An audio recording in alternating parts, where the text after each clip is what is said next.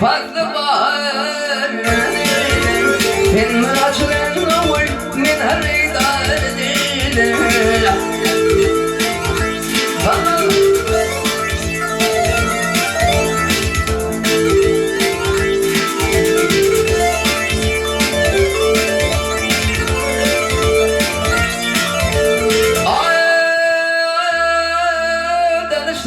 Yerde dillerim naza yok Demek tane dökülün pirlerine adayım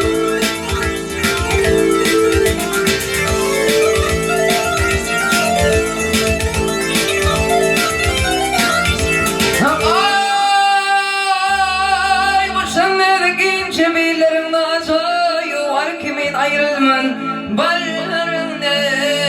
adayım Benim adamı verimin bağımı nur edilir Aklını vereyim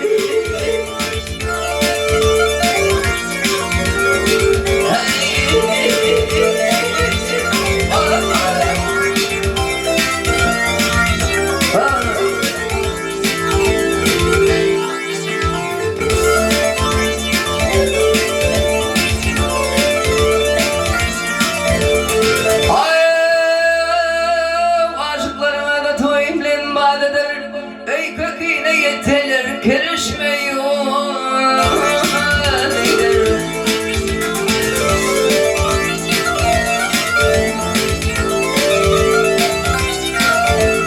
Ay birbirinin iyiden ölüp gitser adedir Sesi gelse bulanma bilbilin o vadedir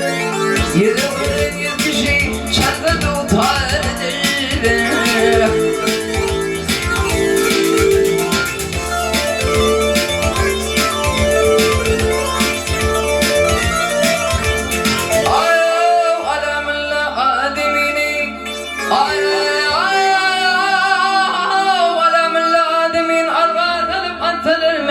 meydanına belli etmem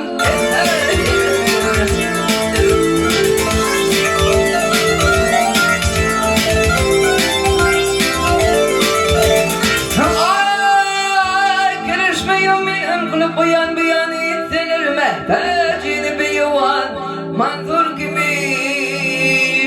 atsalar Aydın mıdır aldıydı min bunay kayar